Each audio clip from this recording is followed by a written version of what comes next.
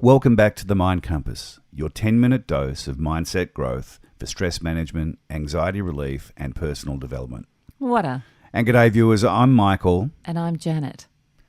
And welcome to today's episode where we will share with you some excellent sleep hacks to ensure you make the most of this important 1/3 of your life. Are you tired of waking up tired? Today's episode of the Mind Compass will begin with Shakespeare, who gives us this insight on sleep. O sleep, O gentle sleep, nature's soft nurse. And it really is an incredible nurse. Good sleep is restorative for anything that ails you. Physical hurts, worrisome thoughts, and sheer exhaustion from just making it through another day are all soothed by a good night's sleep. With all the screen time and busyness today, a good sleep has become elusive to some of us. Today, we'll offer you some help in the area of smart sleeping.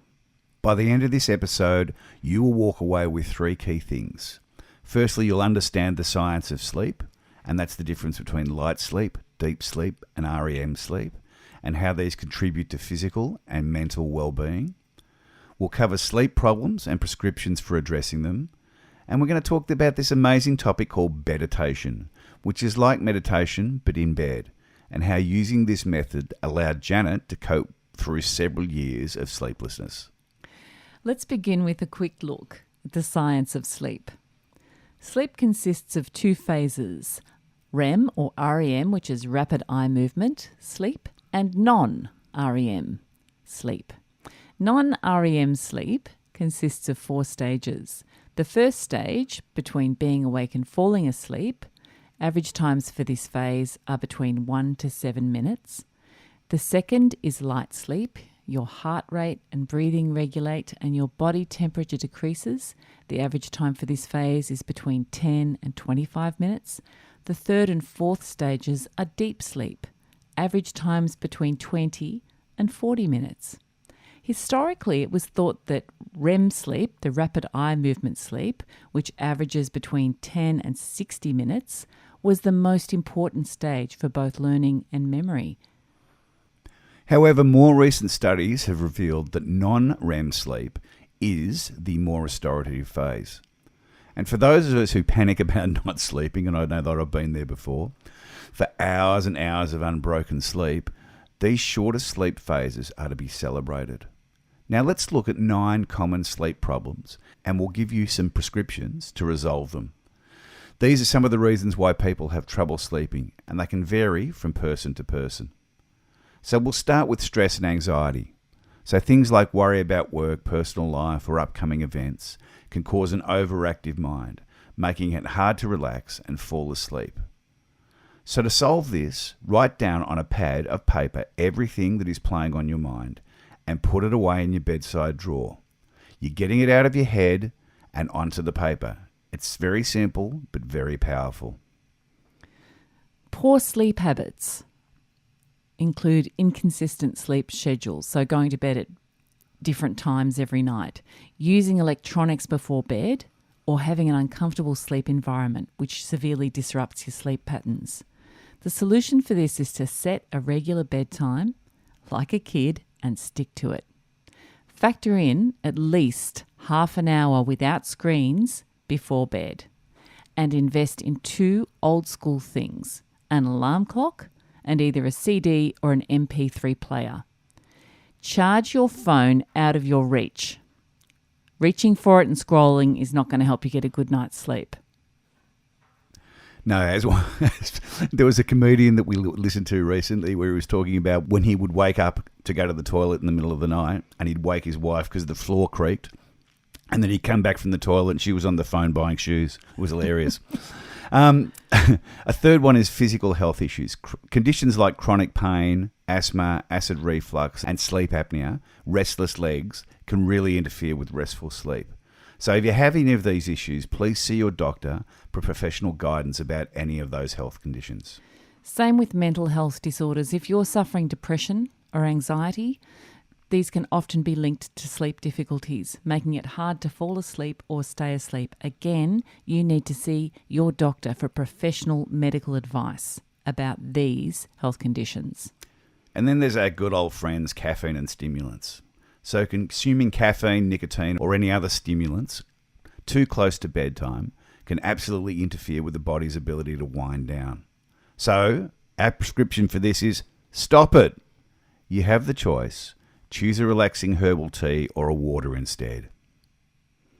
Then look at your diet. Eating large meals or consuming heavy foods close to sleep time can lead to discomfort and disrupt your sleep. Your digestive system needs time to go through those processes. Don't have a great big meal and jump into bed and expect it all to be easy for you. Give your body time to digest the food and then go to bed. Our prescription for this is to set a time limit for dinner and stick to it, and try and complete eating your food by about 7 o'clock at night. This gives your digestive system time to process and you'll have a better sleep for it. Then there's medications. So some medications that you're on can have a side effect that makes it difficult to sleep. Please see your doctor for professional guidance about any of these health conditions. Hormonal changes too, pregnancy, menopause, puberty, menopause, as Michael often talks about, can affect your sleep. So again, if you're having issues, see your doctor for these, but also factor in environmental causes. Noises, light or temperature can have a big impact on your sleep. An uncomfortable mattress too can disrupt sleep, and look at your pillow. So to solve this, ensure that you create an environment that tackles the physical environment to enhance and promote sleep. Make it as dark as possible and quiet and as cool as possible. And as parents of teenagers and now young adults, we've learned that earplugs, eye masks, fans, and the best quality pillow and mattress that you can afford are well worth the investment. What about Beditation? I mentioned earlier that Beditation had saved my sanity many years back when I was going through treatment for breast cancer. Early in the treatment protocol, I was thrown into what they call chemopause, resulting in some vicious night sweats. I'd wake drenched and feverish about every half an hour. I used Beditation during this time, which is listening to a guided meditation with earplugs and choosing scripts that do not bring you back out of the meditative state. As discussed in the science of sleep, even if I drifted into short sleep phases, they were both restorative and relaxing. There are literally thousands of great sleep meditations available, and I encourage you to go old school, MP3 or CD player, adhering to keeping your phone away from you.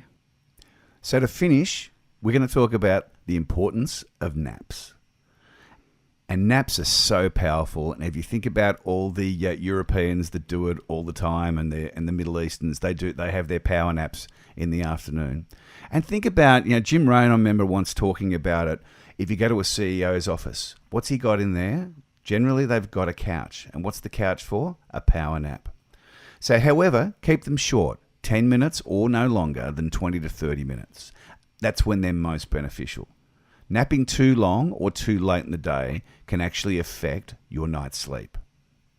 Everyone's sleep issues are unique, so it can often take some trial and error to pinpoint what's causing your sleep trouble and find the best solution. Thanks for tuning into The Mind Compass. We hope today's discussion's given you some smart sleep strategies.